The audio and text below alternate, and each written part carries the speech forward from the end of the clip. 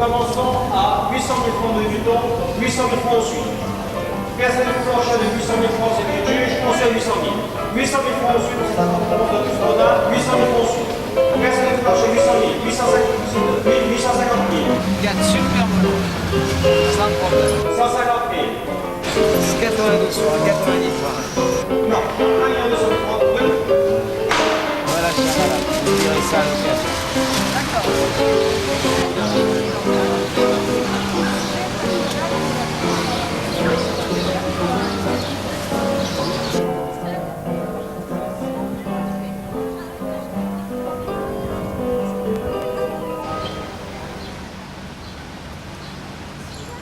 Il y a en effet deux collines, et l'historien Michelet avait dit, donc il y avait la colline où l'on priait et la colline où l'on travaillait. Donc celle où nous sommes, c'est celle où l'on prie, parce que pratiquement il n'y a encore que des églises ou des couvents.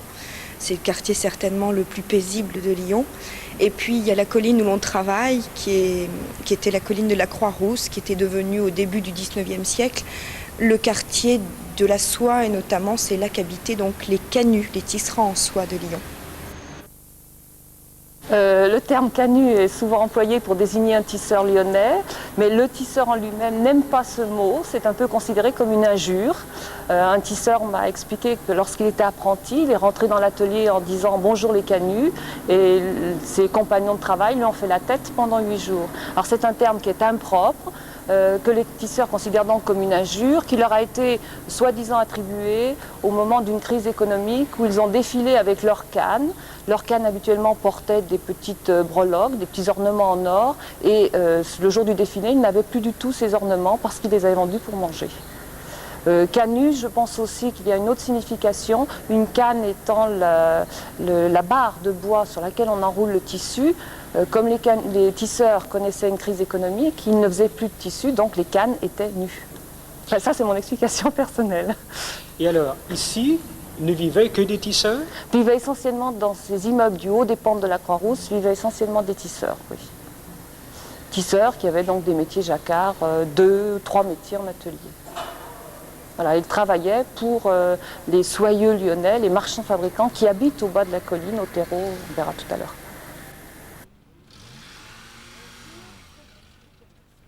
Ce sont essentiellement des maisons de tisseurs, des immeubles ateliers où les tisseurs en soie se sont installés dans la première moitié du 19e siècle et ont poursuivi leur activité jusqu'à la fin 19e, début 20e siècle.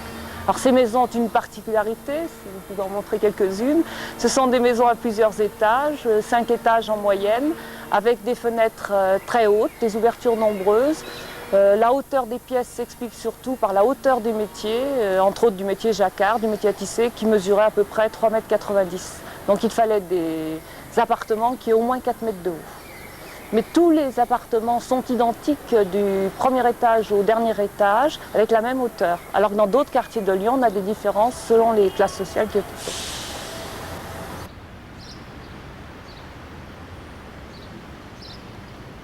Le métier de banque est lié au métier de négociant. Et alors vous avez la grande banque connue à Lyon, c'est le Crédit Lyonnais, qui a été créé à Lyon en 1863 par un soyeux, Henri Germain, qui a appris de la banque britannique les techniques. La technique est simple. Henri Germain avait une expression, il disait pour faire des rivières, il faut des petits ruisseaux. C'est la collecte des dépôts, des petits dépôts, y compris des gens modestes, dont la somme finit par effectivement être utilisable. Alors, Henri Germain a créé en France, a apporté en France la notion de réseau bancaire. Et donc le Crédit Lyonnais a été fondé en 1863 avec son siège rue de la République sur cette base. Et à cette époque, justement, Lyon était une ville où la soie marchait bien. Oui. À l'époque, donc la plupart des soyeux lyonnais ont apporté leurs fonds pour créer le Crédit Lyonnais. Et Lyon était la grande bourse qui fixait le prix de la soie. Et cette société a toujours son siège à Lyon? Alors, le Crédit Lyonnais n'a qu'un siège théorique à Lyon. Et en fait, la centralisation a tailler des parts essentielles du pouvoir économique lyonnais au profit à capter tout ce pouvoir économique sur Paris. On peut dire que dès 1880, le centre de gravité économique de la Banque du Crédit Lyonnais n'est plus à Lyon. La succursale de Paris est devenue plus importante à partir du moment où on construit des bureaux plus importants à Paris qu'au siège. On peut dire que le centre de gravité économique est passé dans la capitale.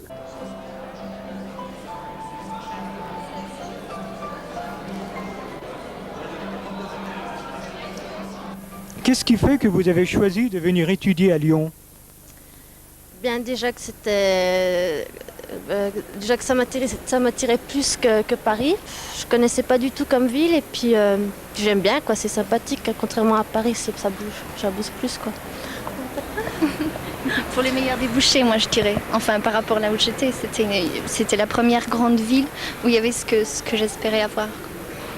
Donc ce serait ça. Est-ce que vous pensez que Lyon a une vocation particulière dans l'habillement?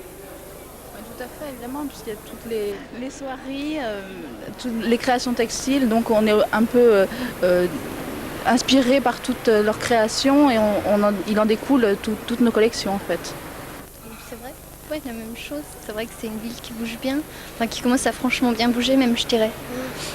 Salon Mode City, tout ça, enfin ouais, ça bouge bien quoi. Après Paris, je pense que c'est une des deuxièmes villes dans le milieu de la mode qui bouge beaucoup. C'est l'été arrivant aussi, ça bouge beaucoup plus parce que les gens ont plus de dynamisme peut-être, ça joue beaucoup. Et c'est vrai qu'il y a beaucoup de festivals de plus en plus le jazz à Vienne, je ne sais pas si vous avez pu aller voir. C'est vrai peut-être que aussi on se dit bon Paris, c'est vrai que c'est le lieu culturel, etc. Bon, on en a un petit peu marre aussi qu'on nous rabatte les oreilles avec ça. Donc on se dit bon ben il n'y a pas que Paris quoi. Et puis à Lyon il y a plein de choses à faire. C'est vrai qu'au niveau renommée après il faut passer par Paris, c'est évident. Hein, c'est triste mais c'est vrai. C'est comme ça. Moi j'aime beaucoup l'architecture, j'aime beaucoup ces deux fleuves, j'aime beaucoup... les quais de Saône, les quais du Rhône. C'est une belle ville. On peut pas l'expliquer, on connaît trop. Non, puis on est près de la montagne, on est près de la mer, on est près de Paris, donc si on a vraiment envie d'aller voir un truc... On peut toucher à tout, on n'est pas bloqué comme on peut l'être à Paris même quand même. Puis je crois qu'il y a une qualité de vie aussi qui est très différente, c'est-à-dire à Paris où on a quand même l'impression que les gens sont stressés. C'est vrai qu'ici on prend le temps de vivre, on passe pas des heures pour aller d'un point à un autre. Absolument. Non, c'est vrai qu'on est bien quoi. Non, c'est une ville super. En même temps, c'est quand même une grande ville quoi. C'est quand même pas Clermont-Ferrand. Enfin, j'ai rien contre Clermont-Ferrand, mais attention. Non, c'est vrai. C'est ces villes un petit peu aussi comme Toulouse, qui est une ville aussi encore qui est très jeune, avec beaucoup d'universités. Bon, c'est vrai qu'il y a quand même des gens qui ont du dynamisme. Le Lyon de mon enfance, 1960, en fait, était très peu différent dans sa transformation urbanistique, dans son paysage, dans ses paysages urbains. Le Lyon de 1960 était très peu différent du Lyon de mes grands-parents. C'était une ville de province qui n'avait pas changé.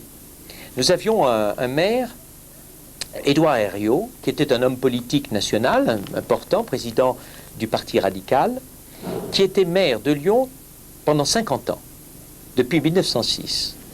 Eh bien, à la fin de son mandat, à son décès, Lyon n'avait pas changé, ou très peu changé. C'était une ville avec un centre-ville très réduit, la petite presqu'île, entre Rhône et Saône, un paysage donné par le XVIIIe et le XIXe siècle, un centre-ville très, très réduit, 2 km de long, 500 mètres de large dans sa plus grande largeur.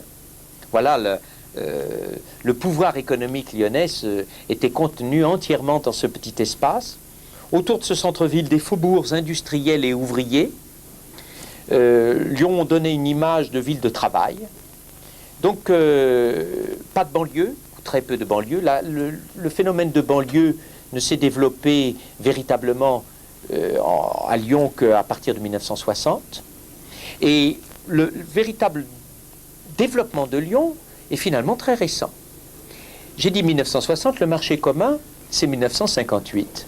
Et les effets positifs du marché commun, ce sont les années 60. Et c'est à ce moment-là que la France a pensé son aménagement du territoire. Vous savez, nous sommes la deuxième ville française après Paris, la deuxième par sa population, la deuxième par son potentiel économique, par ses industries, le deuxième par les trafics de voyageurs. Bon, Satolas, si je reviens un peu en arrière, Satolas est un élément de développement. L'aéroport de Satolas, pour ceux qui ne savent pas, est un élément de développement très important à Lyon. Vous le savez sans doute, le TGV, c'est-à-dire le train à grande vitesse, va arriver au plein cœur de l'aéroport bientôt, 92.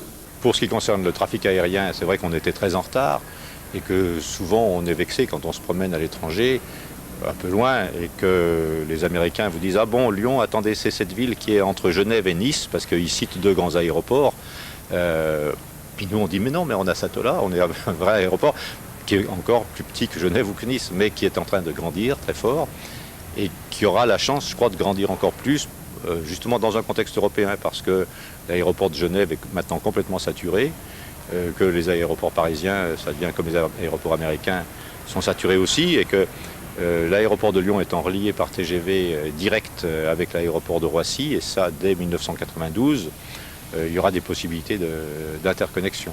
Alors le TGV a aussi complètement changé les façons de vivre des Lyonnais comme des Parisiens, les uns avec les autres. Et puis le réseau autoroutier, dont on parle moins parce qu'aujourd'hui tout le monde en a, mais on a eu la chance d'être la première région en France à avoir un réseau maillé, c'est-à-dire qui réunissait pas seulement nos villes avec Paris, mais nos villes entre elles. C'est-à-dire que Lyon, Grenoble, Saint-Étienne, Chambéry, Annecy, Valence sont réunis par autoroute. Et il y a très peu de régions en France où ça se passe comme ça, ce qui a aussi facilité les relations. Et toute notre stratégie depuis 1975, ça a été de faire en sorte que reviennent peu à peu des sièges sociaux en région lyonnaise. Ce que je vous ai cité, Ronde Poulenc a ramené à Lyon 3 centres de décision en agrochimie, en textile et sur les films. Bon, c'était des sièges sociaux qui étaient en région parisienne et que nous avons rapatriés en région lyonnaise avec l'aide de l'entreprise. C'est l'entreprise qui les a rapatriés. Nous, on les a accompagnés dans cette démarche. Bon, et on l'a fait pour Interpol, on l'a fait pour d'autres. Donc,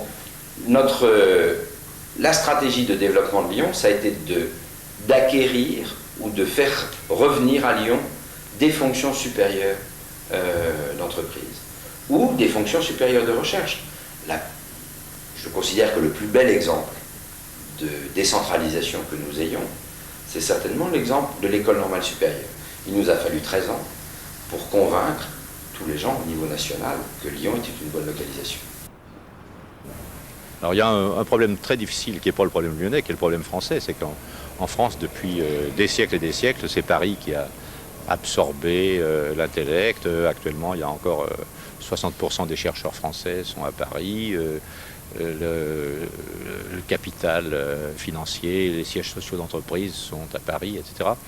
Et donc, il faut du courage et du tempérament pour développer sur place des entreprises, soit économiques, soit culturelles, qui travaillent avec Paris, mais pas sous les ordres de Paris, quoi. Oui. Est-ce qu'il y a vraiment une confrontation avec Paris Oui et non. Paris se fiche bien de ce qui se passe ailleurs en France. Donc, c'est pas vraiment une confrontation. Les Lyonnais sont persuadés qu'ils sont en confrontation avec Paris. En fait, Paris s'en fout. Mais, donc, ce qui est important, c'est d'exister par soi-même, quoi. Alors, on n'existe pas contre Paris, c'est idiot de dire, ça serait idiot de dire ça, parce que Paris, on est aussi français, donc c'est notre capitale, et si la France rayonne, c'est aussi grâce à Paris. Mais c'est vrai qu'il y a des moments où on se dit que quand par exemple sur le plan culturel, quand on a en France ce qu'on appelle les grands travaux du président, c'est aujourd'hui le président Mitterrand, hier c'était Giscard d'Estaing, avant-hier c'était Pompidou. Ces grands travaux sont financés par le budget de l'État, c'est-à-dire à la fois par les Parisiens et les Lyonnais et les autres, à 100%. mais ils se font tous à Paris. Donc Beaubourg, Orsay, le Louvre, la Pyramide, tout ça, c'est excellent qu'on les fait. C'est payé à 100% par l'État. Mais quand on a des travaux comme la halle ici, qui sont faits en dehors de Paris, l'État dit « Oh, vous êtes gentil, c'est pas mal votre truc, on va vous donner 5% ou 10%. » Et quand on est vraiment très très généreux, c'est ce qui se passe actuellement au musée de Lyon, l'État a décidé d'aider la ville à restaurer le musée de Lyon et à le transformer, et il donne 50%. Et il dit « Je suis généreux, vous voyez, je donne 50%. » Mais si c'était à Paris, on aurait 100%.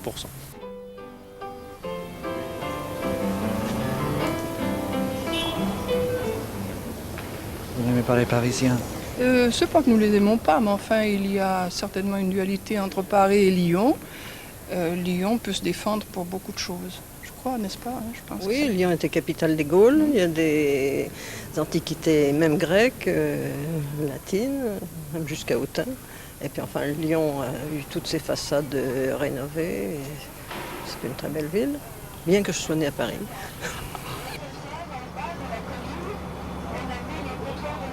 Ah, je suis pur lyonnais, je suis né dans la presqu'île de Lyon, au corps même de Lyon, et c'est vrai qu'en plus de ça, il y a un certain chauvinisme, et il est normal, je crois, quand même, de se battre pour sa cité, qui est une belle cité, vous avez dû le constater, et c'est vrai que je suis heureux et fier de faire des choses utiles et des choses qui marquent un peu la vie lyonnaise, oui. Qu'est-ce que vous trouvez le mieux à Lyon, personnellement? Alors là, vous posez une question difficile. Moi, je suis tellement chauvin, je vous dis que tout est bien à Lyon.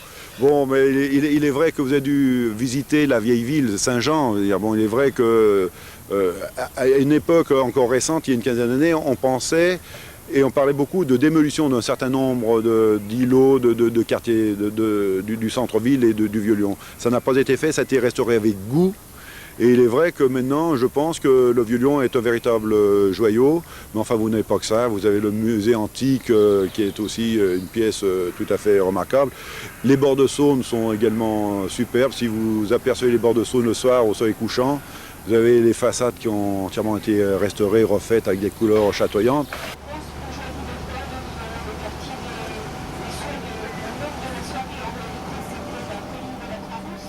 Alors, l'origine des bateaux mouches, les premiers bateaux qui ont été construits pour Paris ont été faits au chantier de la Mouche, à Lyon. Et c'est pour ça que l'on appelle un bateau mouche. Donc c'est bien lyonnais à l'origine? Ah, c'est tout à fait lyonnais à l'origine. Je ne suis pas lyonnais moi-même d'origine, mais je défends cette très belle ville. Car elle est plus connue par son bouchon du tunnel sous Fourvière. D'ailleurs, dans nos commentaires, on se permet de dire c'est un des bouchons lyonnais les plus connus. Est-ce que vous pensez que les Lyonnais apprécient autant qu'ils devraient leur fleuve? Les Lyonnais commencent à le découvrir, je dirais, depuis une bonne année, depuis les élections surtout, car nous avons un maire qui est Michel Noir, qui lui a voulu mettre un dynamisme à sa ville et faire venir un peu le tourisme. Et non un tourisme de passage avec 17 000 voitures jour qui vont passer sous un tunnel. Donc on essaye de détourner le tunnel un peu par obligation pour faire connaître premièrement aux Français Lyon, qui est une ville, qui est une très belle ville, hein, au lieu de les faire tempester sous un tunnel et d'être à moitié asphyxiés en criant contre Lyon. Alors maintenant on veut leur faire amener cela. Donc les Lyonnais eux-mêmes commencent à découvrir leur ville par les fleuves. Donc les ponts sont éclairés de plus en plus. Les aménagements, les infrastructures des berges lyonnaises viennent petit à petit aussi un peu, j'allais dire, on ne va pas copier sur Paris, mais enfin on peut s'en inspirer, car Paris est quand même une très belle ville.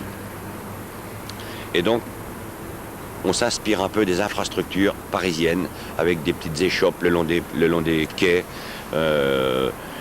Ici, où nous sommes au port Rambaud, ce port va être détruit au mois d'octobre et il va y avoir une très belle esplanade devant moi.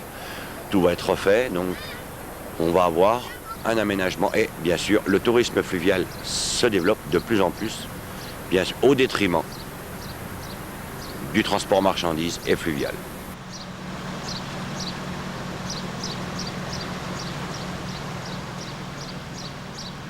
maintenant la France se développe en métro. Nous avons Marseille qui a également 2 lignes de métro à l'heure actuelle. Lille a 2 lignes de métro. Il y a Toulouse qui va se doter du Val. Et puis il y a quelque chose de très très important, c'est le renouveau du tramway qui se fait en France. Il restait 3 villes qui avaient encore un tramway, qui étaient Lille, Marseille et Saint-Étienne. Et Marseille a modernisé son tramway. Saint-Étienne va le faire sur le modèle de celui qui est à Genève. Et puis des villes comme Reims, comme Strasbourg, comme Rouen, Nantes a un tramway également, sont en train de se doter d'un tramway. Et à Lyon, on envisage en complément du métro, parce que le tramway coûte 3 fois moins cher presque qu'un métro. Donc dans certaines dessertes, on va avoir le tramway maintenant qui va revenir en force. Personnellement, je l'espère, parce que c'est très beau le tramway.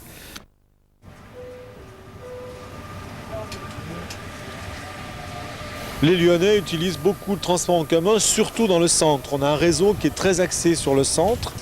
Alors ce réseau comprend, grosso modo, on va dire, on ne va pas être trop chiffres, il comporte 80 lignes de bus et de trolleybus, 3 lignes de métro, bientôt 4, 2 lignes de funiculaire. Et j'ai oublié de préciser que dans les métros, nous avons une originalité, c'est qu'on a un métro à crémaillère. C'est un métro qui franchit des pentes de plus de 20%. Et qui donc a une roue dentée qui s'enclenche sur un rail denté pour franchir cette pente, donc très importante. Donc voilà ce système. Alors vous avez peut-être noté au passage une particularité qui est le trolleybus. Et nous sommes une ville depuis 1937 qui a été un des paradis du trolleybus. Et nous avons encore 7 lignes de trolleybus. Voilà un peu brosser rapidement l'aspect général du réseau. En sachant que ça représente à peu près le 10e de Paris. Nous sommes 3300 personnes. Paris, c'est 30 000 personnes. 3300 personnes, dont 1800 conducteurs, qui tous les jours, sauf le 2 mai, sauf le 1er mai, pardon, excusez-moi, le jour de la fête du travail, qui œuvront pour transporter les Lyonnais.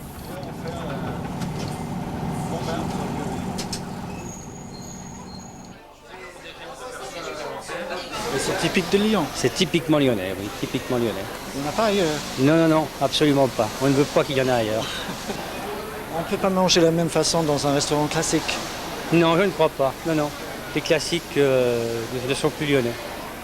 Ils se font envahir par le parisianisme ou les cuisines étrangères. Il y a toujours beaucoup de monde dans les bouchons. Je suis étonné. Ouais. Le bouchon, c'est la sortie du Lyonnais. Il y a 3 sorties à Lyon. Il y a le cinéma, le théâtre et le bouchon. Midi et soir? Midi et soir, monsieur, absolument. Mais peut-être quand même avec une préférence le soir où on sort en famille, entre amis, et où on invite surtout ses amis de passage, parisiens, bordelais, anglais, américains, etc.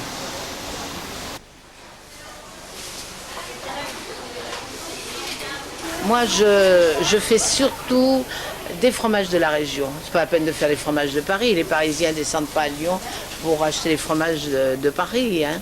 On vend on vend du brie, on vend des camemberts et des crottins qui ne sont pas de la région. Mais autrement, tout le reste, on essaye de rester dans la région. Je trouve que c'est tellement bien, un client qui arrive. Nous, on a le TGV qui est pas loin, hein, qui est à 5 minutes.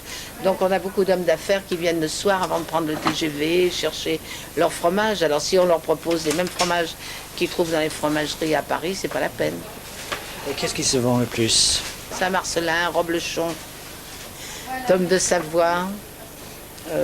Qu'est-ce qui se vend beaucoup? Actuellement, on vend beaucoup de chèvres frais, hein, énormément. C'est la pleine saison. Et puis beaucoup de petits chèvres secs aussi.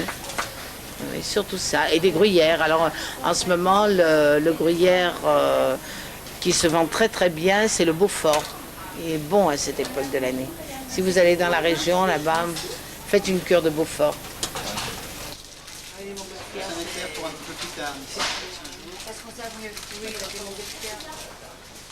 Donc nous, premier élément, on savait qu'à partir du moment où on mettait en relation une agglomération qui avait 8 millions d'habitants d'un côté, et puis une autre qui en avait 1,2 million, et qu'on mettait un TGV qui faisait en sorte que on est dans le RER. Enfin, moi, quand je prends le TGV le matin, je prends le TGV à 6h, j'arrive à 8h, j'ai l'impression d'être avec les banlieusards, et même d'être un peu plus réveillé qu'eux, parce que ça fait quand même 2 heures que je travaille dans le TGV. Bon.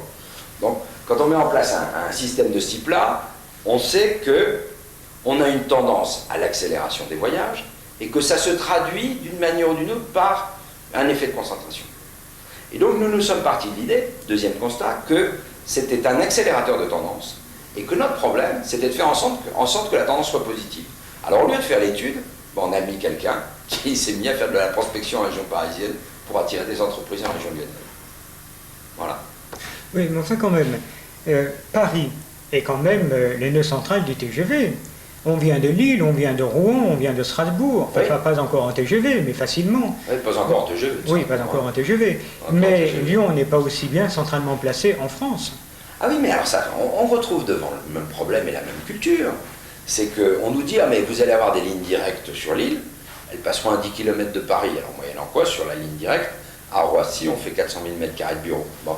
Puis on dit, on va avoir une ligne directe sur Nantes, et cette ligne directe sur Nantes, elle aussi à 10 km au sud de Paris, et puis sur Massy, sur la gare de Massy, Massy-Palaiseau, au sud de Paris, on est en train de construire 500 000 m² de bureaux. Alors ça, c'est bien notre problème, c'est qu'effectivement, on est en train de reconstituer avec le TGV, aujourd'hui, l'étoile ferroviaire constituée dans les années 1850. Hein. Mais moi, je pense que là-dessus, on a aujourd'hui un retour très sensible et que on voit des gens qui, restent à Lyon après leurs études, des gens qui y reviennent parce qu'il y a quand même, on trouve parfois des gens qui ont envie de ne plus subir le stress de la région parisienne. Hein, et quand on regarde les dernières grandes décentralisations que l'on a fait, on a réussi à ramener des gens, pas tout le monde, certains qui avaient des statuts particulièrement favorables ont bénéficié de ces statuts favorables pour rester en région parisienne. Ça a été vrai de l'EDF. Par contre, on a vu aussi des gens qui revenaient. Et ce qui est très frappant quand même, il y a un phénomène qui illustre ça, qui montre qu'il y a quand même des gens qui veulent rester en région lyonnaise. Les TGV du lundi matin et du vendredi soir sont pleins. Et ils sont pleins de qui? De gens qui aujourd'hui refusent d'aller vivre à Paris et vont travailler à Paris toute la semaine. Combien d'exemples ai-je de gens qui travaillent à Paris toute la semaine et partent le lundi matin et reviennent le vendredi soir, quand ils ne reviennent pas le mercredi d'ailleurs, entre les deux ou profitant d'une réunion. Bon. Le directeur de l'aménagement et de l'urbanisme, ancien directeur de l'agence d'urbanisme de Lyon, et d'un directeur d'une administration centrale, sa famille vit à Lyon. Hein, on pourrait en donner plein d'exemples de ce type. Donc, je crois en même temps qu'il y a effectivement, pour des raisons professionnelles, on voit bien que certains sont obligés de passer 1 an, 2 ans en région parisienne, mais ils ne se transfèrent pas pour autant. Alors qu'il y a quelques années, ils se seraient transférés à tout coup. Maintenant, ils ne se transfèrent plus. Et ils considèrent qu'au contraire, c'est bien calme de revenir le samedi et le dimanche à Lyon, d'aller faire les puces et d'aller dans les différents marchés.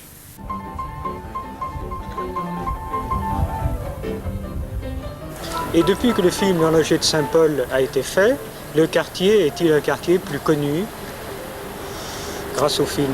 Je pense, et je dis oui et non. Est-ce que les gens ont fait la relation entre l'Horloger de Saint-Paul et la ville de Lyon? Il faudrait demander à un Tourangeau ou à un Marseillais. Bon, il sait que ça se passe à Lyon. Est-ce que... Je sais pas. Nous, ça nous a fait très plaisir. Je pense que oui. Enfin bon, pour moi, Tavernier, c'est quelqu'un qui sait bien parler de Lyon, qui sait bien le montrer. Et de toute façon, ça n'a pu faire que du bien, quoi, à notre cité, parce qu'elle est trop décriée, quoi, et ça fait de la peine. Mais c'est vrai qu'on n'a pas un attrait touristique majeur. On n'est pas au bord de la mer, on n'a pas le passé. Enfin, si, on a le passé. On a le passé de Paris, certainement, mais on n'a certainement pas l'équivalent en monument, en musée, etc. Donc c'est vrai qu'au niveau touristique, c'est difficile de faire venir des touristes à Lyon, parce que c'est autre chose, Lyon. C'est une ville, c'est une ville qui a un passé, c'était Luc Dunhomme, ensuite il y a eu, c'était une ville très très marchande, et au niveau des échanges internationaux. Mais alors c'est pour ça qu'on a un quartier Renaissance. Il y avait tous les banquiers vénitiens, florentins ici, et on a de très belles demeures qui datent de cette époque. Mais bon, je crois que les touristes aujourd'hui veulent autre chose, quoi. C'est quoi ça? Bien, mesdames, messieurs, bonjour. Avant de commencer la vente, des conditions de ce soir, aujourd'hui, nous présentons donc à 17h un ensemble de tableaux modernes et contemporains. Nous commençons maintenant par le numéro 1, Marie Laurencin, les deux amis, dessin à la mine de plomb et crayon de couleur, signé, situé, daté en bas à droite, Beauregard 1925, 29 par 37,5. Nous commençons pour ce dessin à la mine de plomb de Marie Laurencin, nous commençons à 100 000 francs. Je vous demanderai bien oui, si si vous voulez, je me permets de vous reprendre. Quand vous parlez du rayonnement international de la ville de Lyon, effectivement, c'est une chose importante dans mes démarches professionnelles, car historiquement, je tiens à vous faire part qu'il y a à peu près 10 ou 12 ans, Lyon était 18e ou 20e ville de France dans les résultats des ventes publiques.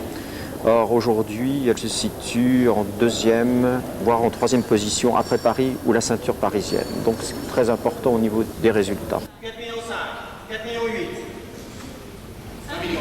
Vous êtes 2. 5 millions 2, monsieur. 5 millions 2. 5 millions 5. 5 millions 500 000 francs, l'enchaîne dans la salle. Au 6e mois à 5 millions 500 000. 5 millions 500 000 francs, l'enchaîne dans la salle. 5 millions 500 000. Pas vous, monsieur. 5 millions 8. 5 millions 500 000 francs, l'enchaîne ici. 5 millions 500 000 francs, l'enchaîne ici. Personne ne peut l'enchaîne de 5 millions 500 000 francs, c'est que je juge. Ce n'est pas vous, ce n'est pas vous, ce n'est pas vous, non. Alors 5 millions 500 000 francs, l'enchaîne ici. 5 millions 500 000 francs, l'enchaîne ici. Personne ne peut l'enchaîne de 5 millions 500 000 francs, c'est que je juge. On renonce, messieurs, on renonce, mesdames, on renonce ici dans la salle. 5 millions 500 000 francs, l'enchaîne est au 6e rang à 5 millions 500 000. Personne ne peut l'enchaîne de 5 millions 500 000 francs, c'est que je juge. On renonce, oui. Alors 5 millions 500 000 francs, l'enchaîne ici. Personne ne peut l'enchaîne de 5 millions 500 000 francs, c'est que je juge. Essentiellement, c'est une clientèle de la région Rhône-Alpes et de Provence-Côte d'Azur, mais de plus en plus, une clientèle française des autres régions font appel à mon étude, et également de certains pays limitrophes comme la Suisse et éventuellement même déjà l'Italie, qui préfèrent d'ailleurs faire vendre à Lyon parce qu'ils situent beaucoup mieux l'étude. Ils ont affaire à faire 1 ou 2 commissaires-priseurs que de faire vendre éventuellement sur Paris où il y a un ensemble avec une centaine d'études et 150 commissaires-priseurs. Ils aiment bien suivre leur objet. Le vendeur aime bien suivre son objet. Numéro 22. Numéro 22. Alors, il y a 2 absentes dans ce que vous avez dit. Est-ce que la proximité des Alpes et même d'une certaine façon la proximité de la Méditerranée est un atout pour Lyon, pour attirer, pour la qualité de la ville? Oui, c'est indéniable. La proximité des Alpes, c'est indéniable. Pouvoir aller faire du ski après 1h15 d'autoroute bien dégagée, faire du ski de fond, ça c'est absolument indéniable. Et combien a-t-on vu de décentralisés qui ont vendu leur appartement à Paris et qui ont acheté avec la valeur de Paris un appartement à Lyon et un appartement dans les Alpes. Donc ça c'est indéniable que l'effet des Alpes joue de manière significative, même s'il joue moins que si on était agronome, mais il joue de manière significative aussi dans l'attraction de cadres, c'est sûr. L'effet de la Méditerranée, c'est vrai que j'en ai pas parlé parce que je suis un farouche partisan de la Bretagne, alors, et que je vais faire du bateau. Même s'il faut faire 700 km, je prends mon train le soir et j'arrive le matin à la Trinité. Je suis pas un fanatique de la chaleur et de la... c'est parce que je suis un homme du Nord. Mais c'est vrai que pour certains, la Méditerranée est aussi un argument, même si là, on est à des distances qui sont quand même un peu plus éloignées, parce qu'il faut quand même un bon 3h30, 4 heures pour aller en Méditerranée. Mais ça a pu être pour certains un argument. Je me rappelle toujours quelqu'un je crois que c'est du Septaine, qui m'avait demandé s'il valait mieux habiter au nord ou au sud de Lyon.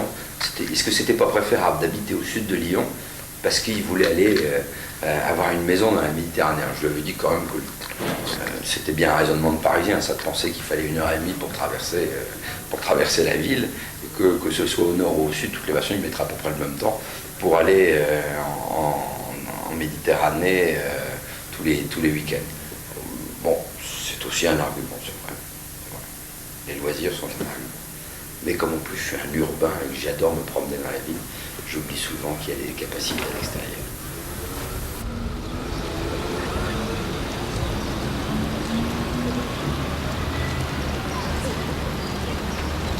Moi, j'ai effectivement la chance d'habiter Lyon depuis l'âge de 20 ans et j'ai beaucoup vu évoluer cette ville.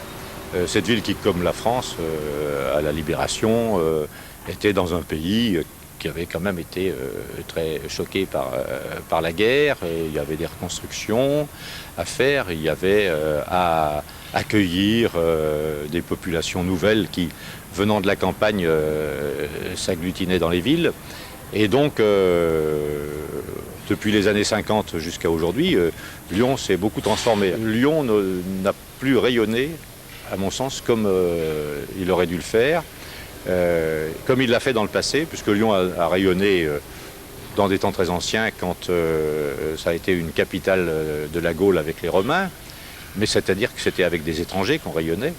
Ensuite, pendant tout le Moyen-Âge, le haut Moyen-Âge, on a été ici, pendant près d'un siècle, le centre de la papauté. Et donc on a rayonné sur le plan spirituel avec l'importance de tous les ordres monastiques, des évêques, des conciles qui sont tenus ici. Ça, c'était au XIe, XIIe siècle. Ensuite, on a de nouveau rayonné au XVIe siècle avec la période de la Renaissance. On a eu beaucoup d'intellectuels, de poètes, de financiers, d'hommes de guerre, etc. Et c'est intéressant de savoir qu'à ce moment-là, plus de la moitié de la population de Lyon au XVIe siècle était étrangère. C'était des Italiens, des Hollandais, des Allemands, et pas des Lyonnais qui vivaient dans Lyon.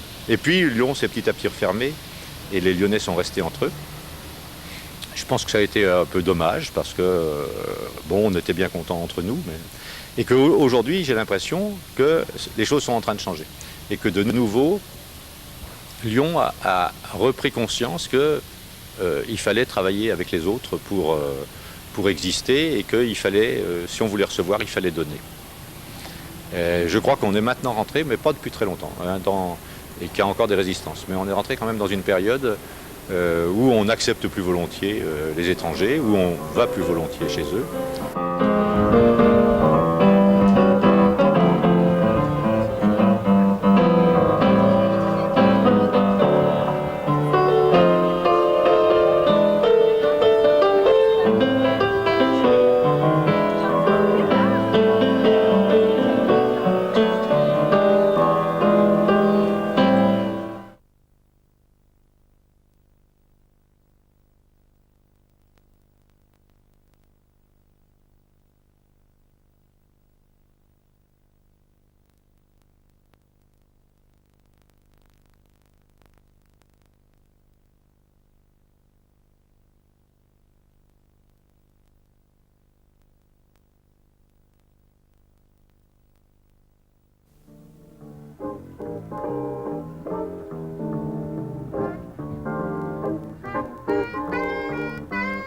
Bonjour, je m'appelle Madame Gabardot Suzanne et j'ai donc repris la restauration de chez Rose. Et mes fonctions sont donc d'accueillir les clients, de leur prendre la commande et de les suivre tout au long de leur repas pour qu'ils soient satisfaits jusqu'au dessert. Je m'appelle Monsieur Udry. Monsieur Udry, pardon. Je suis directeur de l'animation économique et de l'aménagement à la Chambre de commerce et d'industrie de Lyon. Je travaille particulièrement sur le thème du développement international de Lyon et de la technopole lyonnaise. Bonjour, je m'appelle Gilles Devel. Je suis directeur de gestion de la compagnie Navigateur. J'ai 42 ans et je suis lyonnais depuis 1983. Directeur de gestion veut dire dans notre compagnie s'occuper, bien sûr, de la gestion, c'est le propre du mot, c'est-à-dire paperasse, comme nous appelons ça en franc, personnel et administratif. Je suis Joëlle Bouvier, professeure d'histoire et de géographie au lycée Parc Chabrière à Oulin et à l'université Lyon 3 et je prépare actuellement une thèse de doctorat sur les rapports entre Lyon et Genève. Eh bien, je m'appelle André Maréchal et je suis adjoint au maire de Lyon. Oui, bonjour, je m'appelle Renée Richard. Je suis la fille de l'autre René Richard, plus connu. Je vends également du fromage aux Halles et c'est mon métier, c'est ma passion, c'est ce que j'aime faire dans la vie.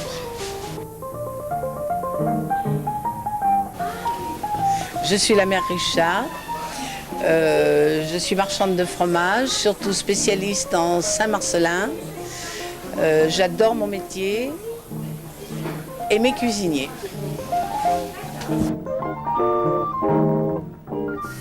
Allez, bon appétit.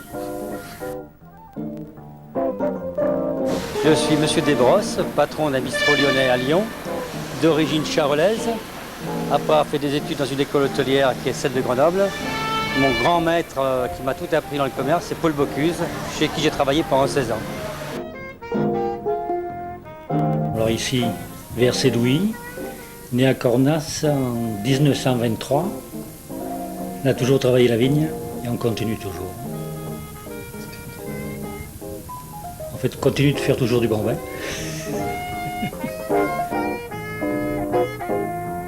Bien, bonjour à nos amis néo-zélandais.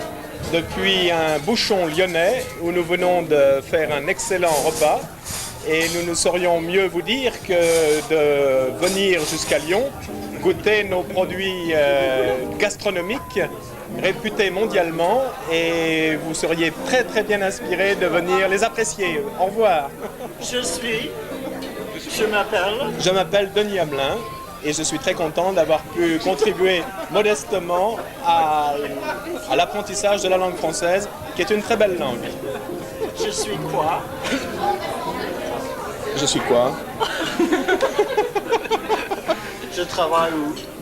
Ah, est-ce vraiment utile de dire que je travaille? Je ne sais pas si c'est très nécessaire. Après un repas comme ça, on pense davantage au farniente qu'au travail. Mais si vous voulez savoir ce que je fais, je suis éducateur au tribunal de Lyon. Au revoir, à bientôt. Voilà, bonjour, je m'appelle Charles Desvignes, j'ai 40 ans, je suis lyonnais depuis 3 générations, fils et petit-fils de lyonnais, et je vous conseille de venir effectivement visiter notre ville qui est probablement la plus belle du monde. Je m'appelle Gérard Vaux, accessoirement je travaille au tribunal, je suis un francophone convaincu, auteur dramatique, je défends la langue française et je vous conseille de venir nous entendre dans nos spectacles lyonnais. Bonjour, je suis Valérie Messelet, je suis chargée de promotion touristique à l'Office de tourisme. Maintenant que vous parlez très bien le français, j'espère, vous pouvez venir à Lyon pour trabouler, pour manger comme ici dans un bouchon. Et on vous attend de pied ferme. À bientôt.